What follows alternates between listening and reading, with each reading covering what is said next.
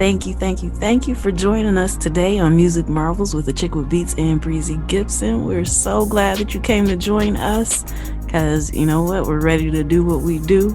We've got a fantastic show lined up for you today. We have a special interview with artist Zahyrei, and so we're excited to share that with you, as well as beats by yours truly and music industry news. Well, you know what? I got to chime in right now.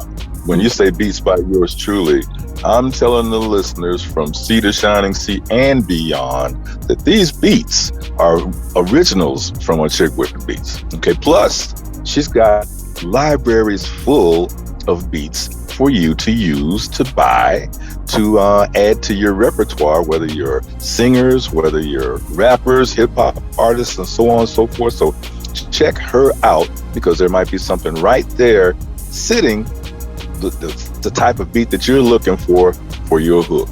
Okay, so check her out at achickwitbeatz.com. See, there you go. Well, thank you so much. I didn't even pay him to say that, y'all.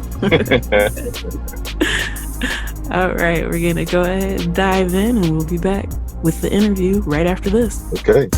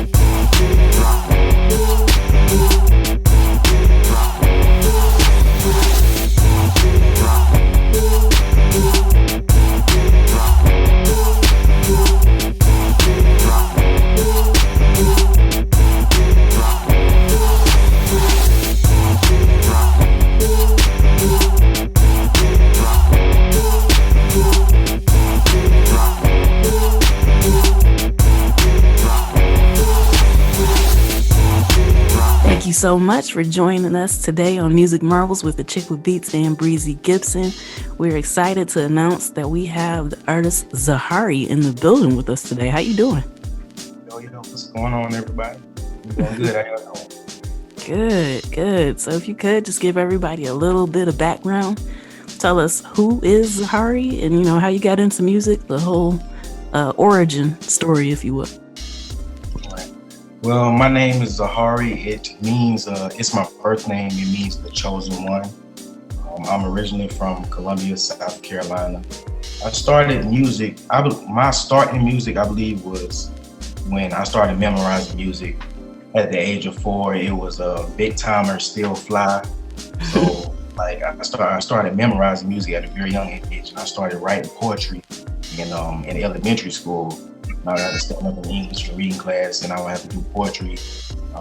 I get an A on a poetry session and get started from there. So I began rapping at 13. My dad came to me. He had somebody that wanted to put me in the studio, and I remixed Tiger's Rack City, and I did Swag City, made my own version.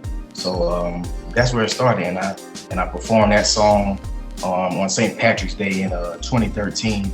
And I also did another show that same night at a skate ring. So I had 2 shows on one night. And it started from there, just doing a lot of shows, being in the studio a lot. My music mentor, DJ Prince Ice, I would record with him in his studio. He would make beats. He would go to shows and do different things. So that's really how I got started and got to where I am now. So I also have a 4-year-old daughter. She's really changed how I look at life, how I write my music, and I also incorporate her in a lot of what I'm doing in my recording process, shooting videos, photo shoots, going on stage with me when I have shows, and different things like that. So I really feel like putting my family in what I'm doing is an important thing, because you rarely see that. So I feel like my family is a big part of where I've gotten to. Well, that makes sense. But, for your father to be managing you and then for you to have your daughter on the stage with you at shows, I can only imagine how that's, just pouring into her already. The family thing and just kind of bringing her up in the music. Yes, I also have a single, A Good Time, that's coming out in the springtime. And it's basically a track I want to let everybody just, let loose and forget all the problems that's going on, in the world, with the pandemic and everything that started at the beginning of 2020. It's just a feel-good track, to let everybody forget about, what's going on. Just have a good time. Ladies, put your best dress on, just have fun and kick back, Yeah, it's definitely needed in these times. Yes, ma'am. We're really looking forward to dropping that. All right, so I know I'm gonna let Breezy jump in with this question in a minute, but if you could just let us know kind of like your process, like when you begin to write, like what do you do to kind of get in the mode to be able to create the way that you do?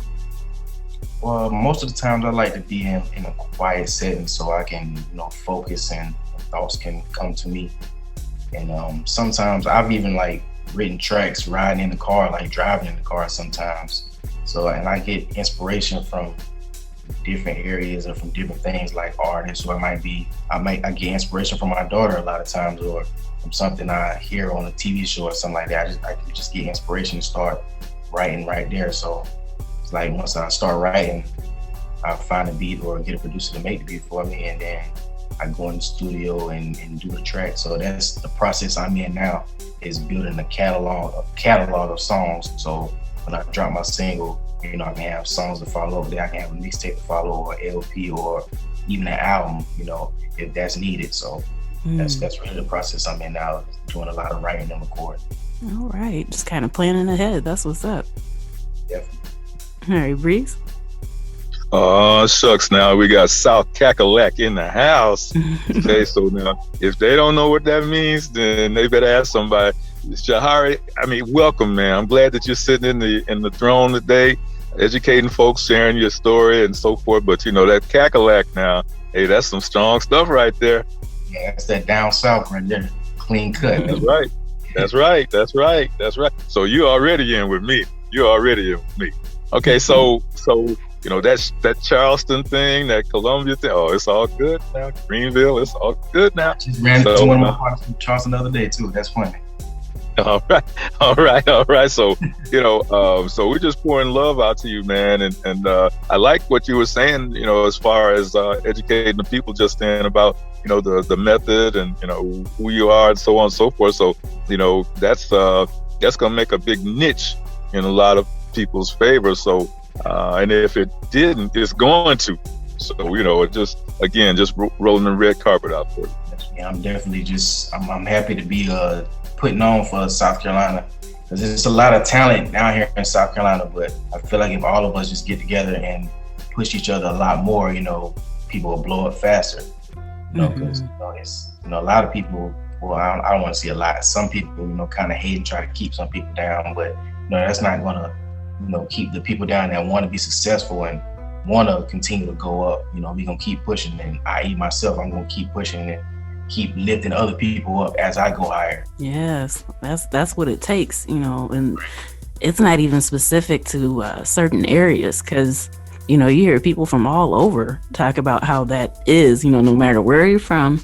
You got the group of people that are willing to work together, and then you have the ones that get a little bit jealous if you get what they consider to be ahead. So it's a beautiful thing when people recognize that the unity can kind of help boost the whole town. Like, everybody can benefit when you work together.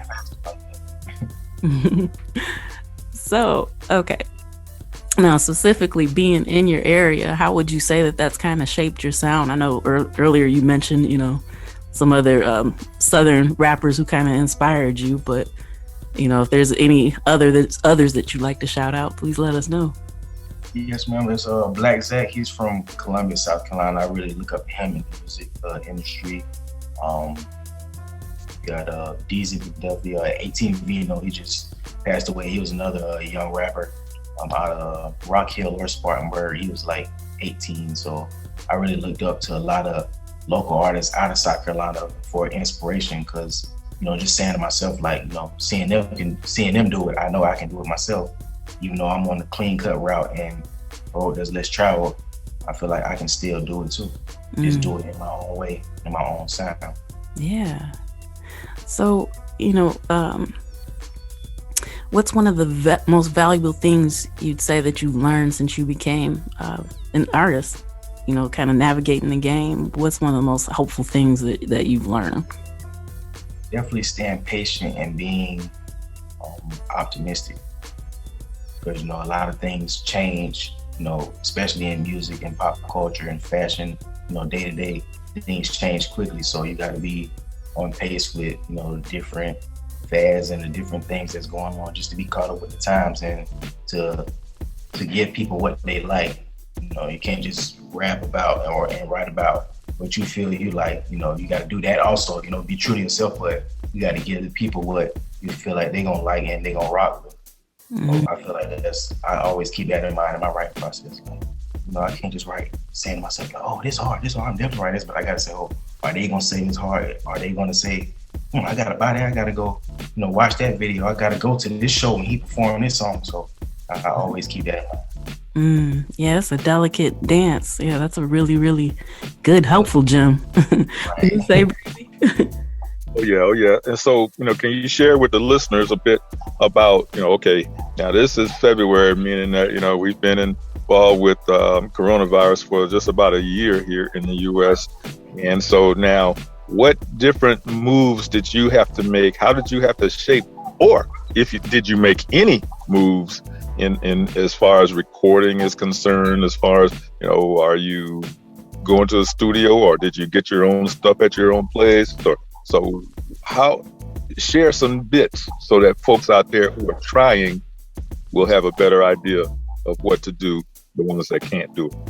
I'm actually doing both. I have like a microphone and some recording software at my place, and I also go to the studio, but I only go to one studio and we have to call and set a time, and it's usually only me and the engineer there, so it's there's nobody usually around, so it's usually pretty safe with my recording process, and I haven't had a show in a while, of course, with everything going on, but I'm looking toward the springtime when things begin, hopefully, prayerfully, open back up spring and summertime. I can start back doing shows because I really miss performing. That was like my most favorite part besides recording, in music and rapping, was being on stage and being able to give a show to people, outside of the booth. Mm-hmm. So, changes that, really, starting recording at home more. I would say I definitely started recording at home more. Okay.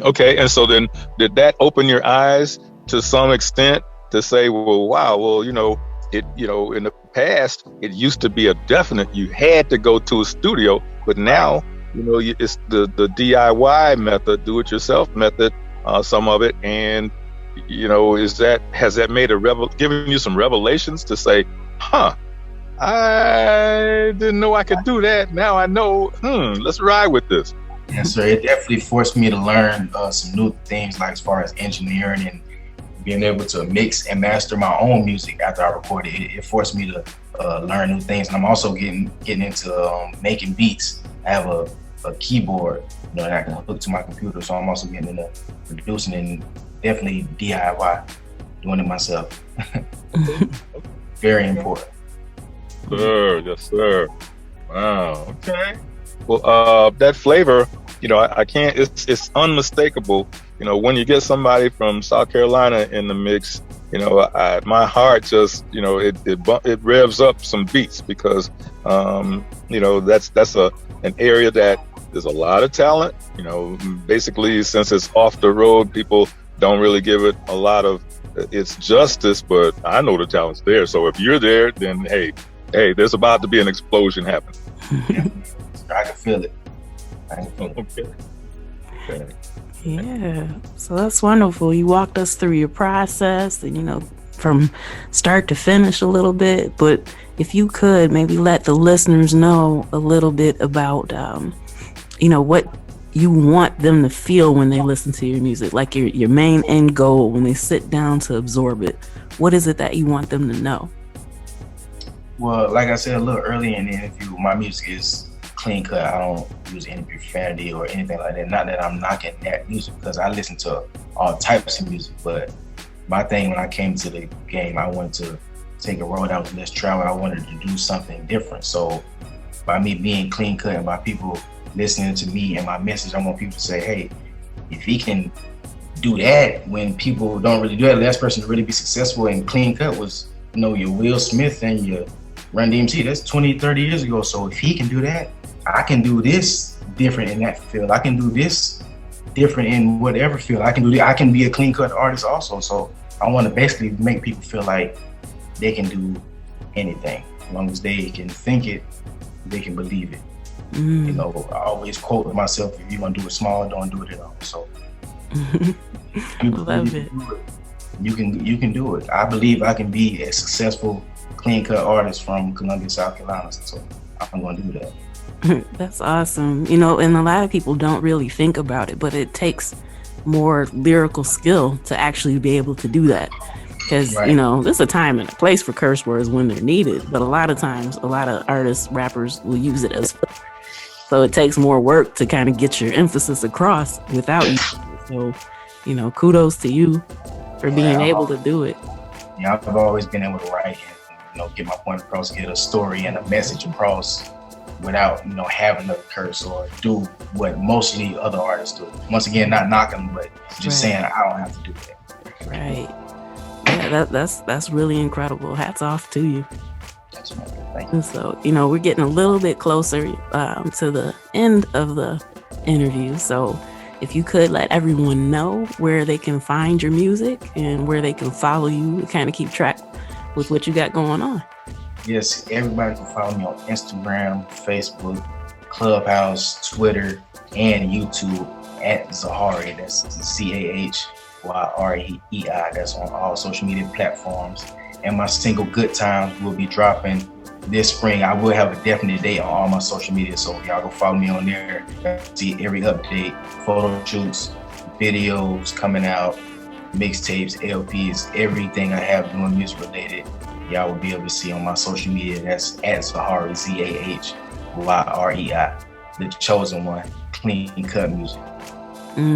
Wonderful. Man, I'm excited about this. Aren't you, Breezy? Oh yeah. And I got a partner over there in Colombia named No Money Steve. Now, that doesn't mean he's broke. It means the KNOW, No Money Steve. Yes. You and him,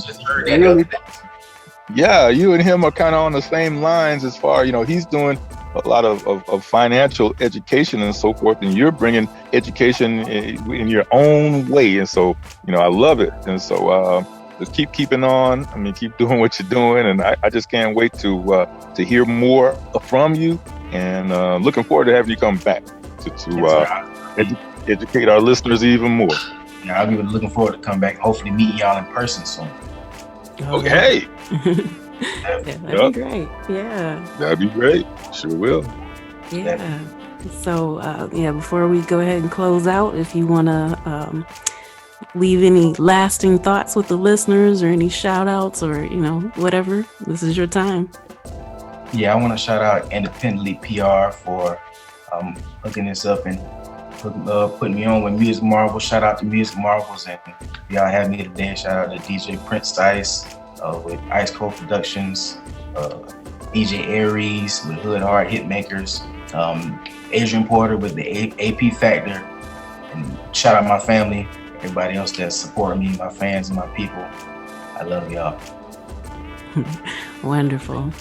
All right, and we thank you so much for joining us today, and we look forward to having you back again soon in the future. Yes, ma'am. I thank y'all.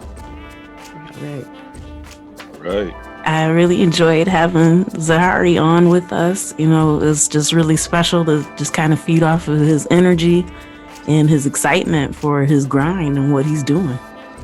Yeah, he comes across as a very astute musician / lyricist / rocker, rapper, hip hop artist. He's a man of many traits and many hats that he's wearing right now. So good stuff coming from him. Absolutely. And, it's what we're here for to do.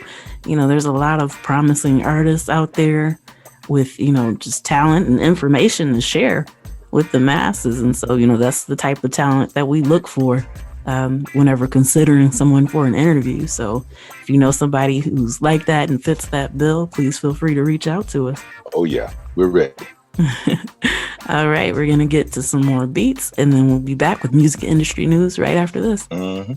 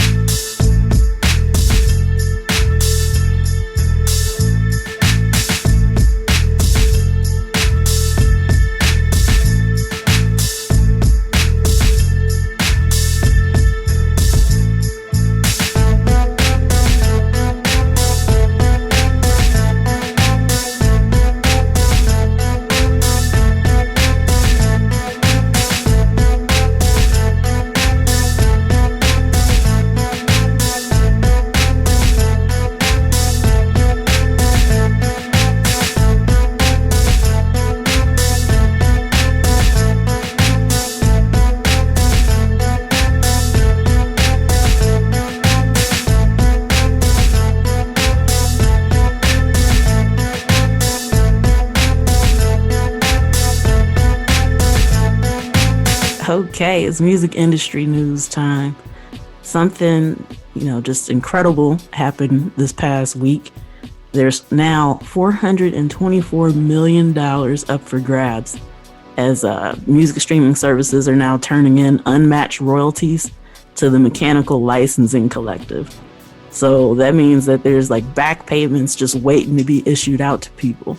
And so, we always talk about how important it is to make sure that you sign up with what most people affectionately call pros for, your performance rights organizations. Make sure that you do that. But then there's also Sound Exchange. And now there is as well the Mechanical Licensing Collective. So this is a little bit newer. We have mentioned it once before on the show. But make sure that you dig into that because you want to be registered everywhere where you can get your money for what you've been doing. Do your research. Find out where you can register. Do it now, right? Right. And so once again, that's the Mechanical Licensing Collective. You can feel free to browse some of our posts and stuff in the past if you follow us on social media. If you like a little more detail, but just as he said, we give you the nuggets, but you got to go do the work. That's right. All right. And next up, Vivendi is the parent company of Universal Music Group. And so they announced that they were planning on going public or splitting Universal Music Group away from the parent company for people to be able to directly invest in the Universal Music Group. So that's supposed to be happening at the end of the year in Amsterdam. So we're not even talking about the US, but just based on that news alone, Vivendi shares in the stock exchange went up. So like a 22% bump. So that means that people that are kind of analyzing the industry and what's going on, they're noticing that this is going to be a big deal because music investments are starting to be really, really popular now. If you've been a fan and been listening, it's been a reoccurring theme in our show. So, make sure that you pay attention to that. I don't have any additional information on exactly when that will occur, but once again, as we learn more, we share it with you. Oh, yeah. All right. And this was a bit of a break for Pharrell. Many of us remember the public case against Marvin Gaye's estate. Pharrell and Robin Thicke, they lost the case saying that, he borrowed the groove from Marvin Gaye's Got to Give It Up. So basically what happened was he took the essence of it, even though it wasn't like he completely just ripped it off. But he did what he calls reverse engineering. And so after the case came out, he gave an interview to GQ magazine and said, a lot of times if I hear a song that I like, I'll reverse engineer it and kind of build it, but it got me in trouble with blurred lines. And so just because of that statement that he made to GQ, the state brought it to the judge's attention and said that means that he was perjuring online, saying that means that he knew that he, kind of lifted the groove. But luckily for Pharrell, the judge didn't consider that as perjury. He's just sharing his experience with GQ. So that could have been a bit of an ugly thing had the judge seen it that way. So yeah, congratulations to Pharrell for that narrow escape, if you will. For all of us, experience is a teacher that we can't do without. And so experience molds us so that we know when that situation comes up again, am I going to go down that same street or am I going to avoid that and do something totally different? So, right. Hey, yep, word up. All right, and then we're going to get back to some more beats for right now, and we'll be back with more music industry news. And guess what? It's music money focused, so make sure you stay tuned. We'll be back. Uh-oh.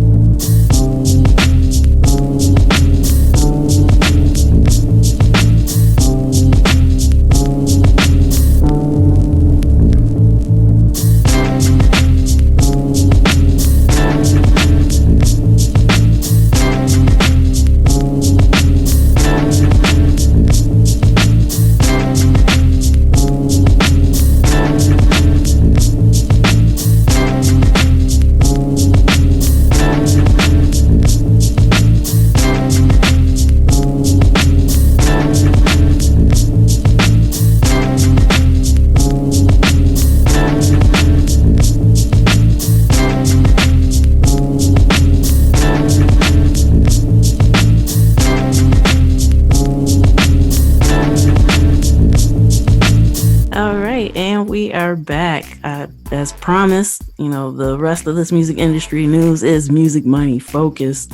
And yeah, it's a big deal. It's something that people need to recognize, because you kind of keep hearing this thing where people are like, oh, there's no money in music anymore, and that is not the case. If you've been paying attention to any of these headlines, it's always something deep going on behind the scenes every week, and multiple times. It's just so much going on, it can actually be hard to squeeze it all into one episode. So here we go, some headlines for some of the stuff that's going on.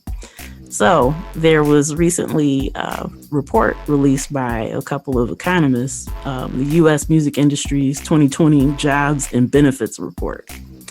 And so according to this report, the music industry before the pandemic generated 170 billion GDP. And if you don't know what GDP is, that's gross domestic product. So basically it's the monetary value of goods and services once they're finished in a country during a certain time frame.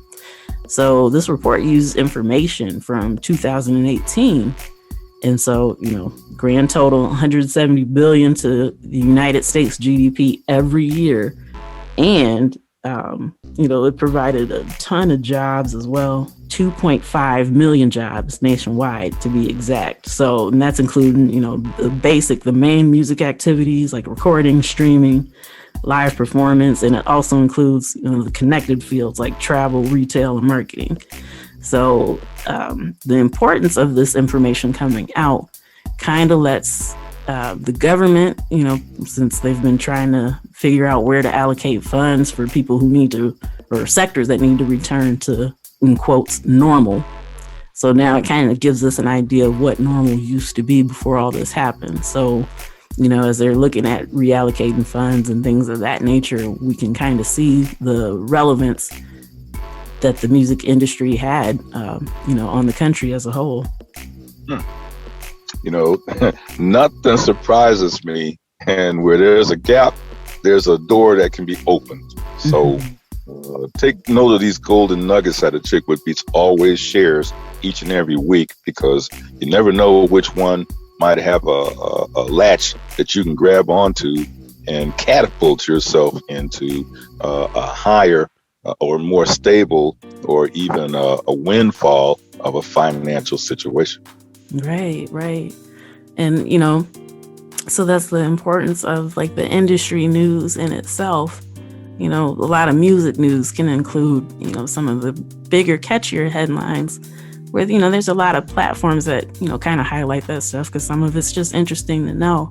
But, we try to use our focus here on things that can help you broaden your career and strengthen it the way that you'd like for it to be. Yep.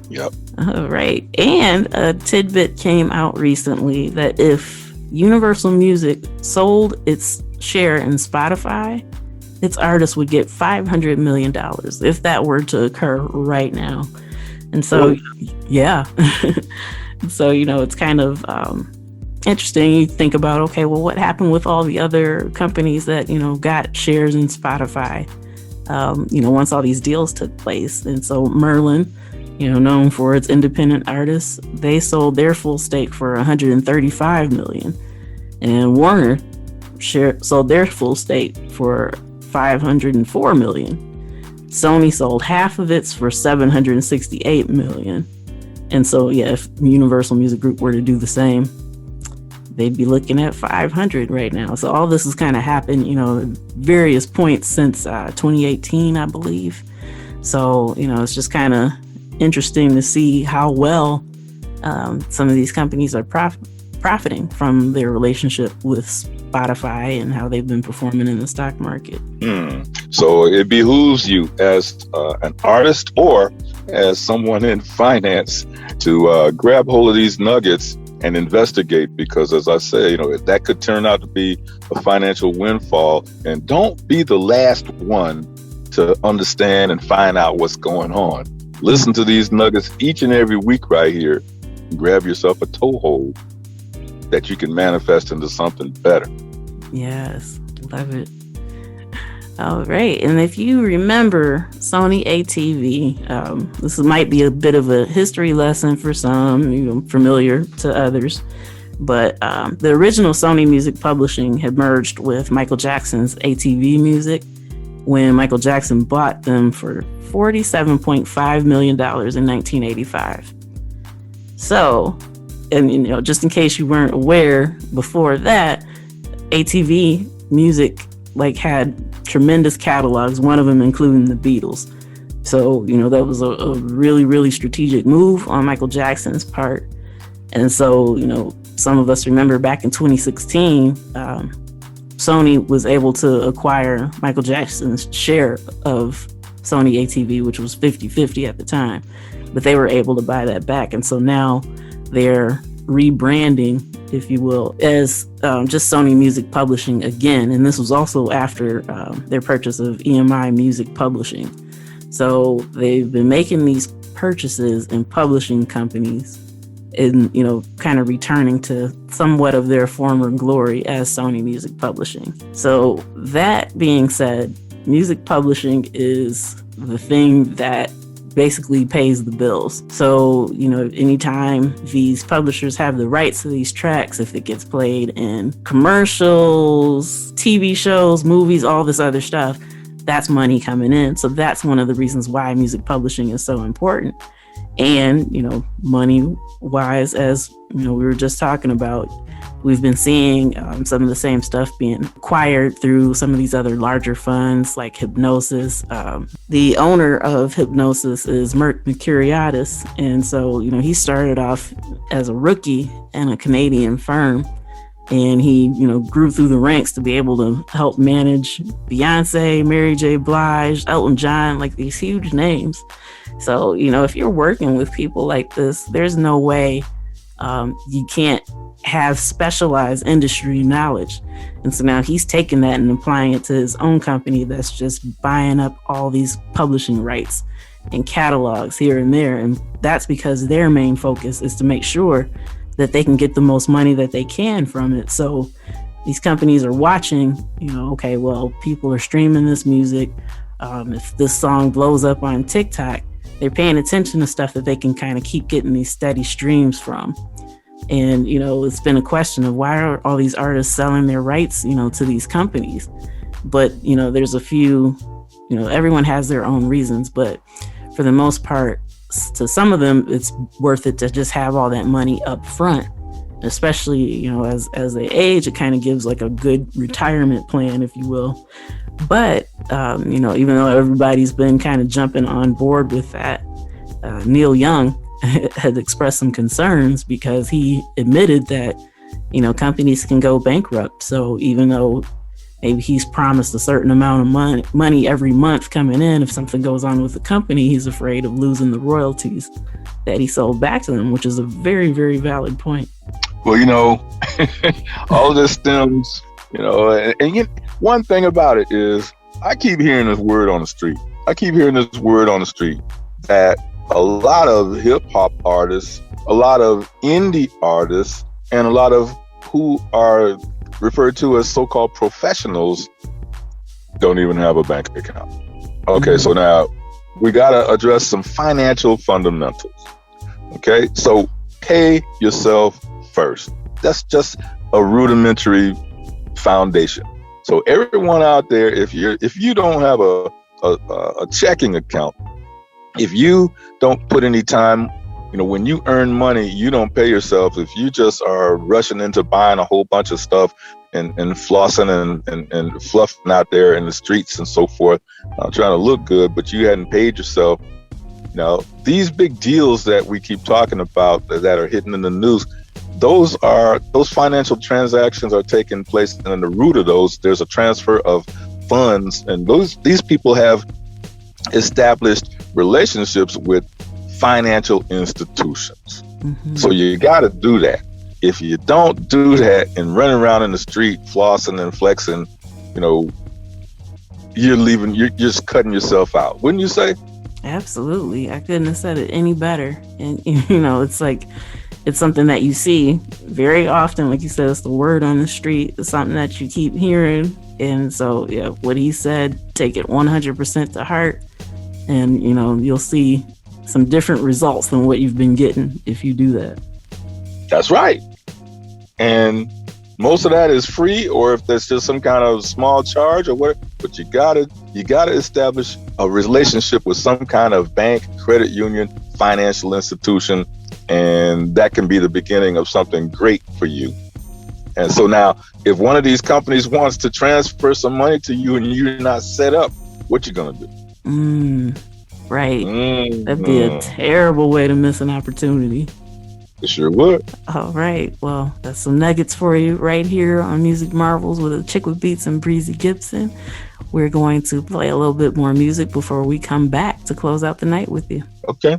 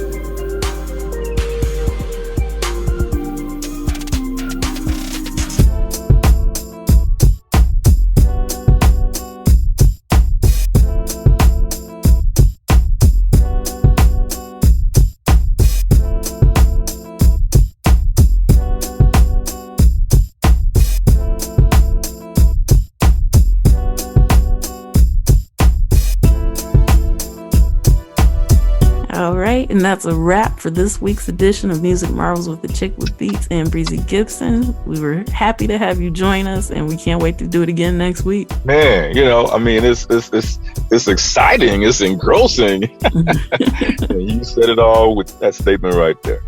Yeah, so make sure that you come back. We'll be doing it again. Tune in, tell a friend, and we'll see you then. Peace. Peace.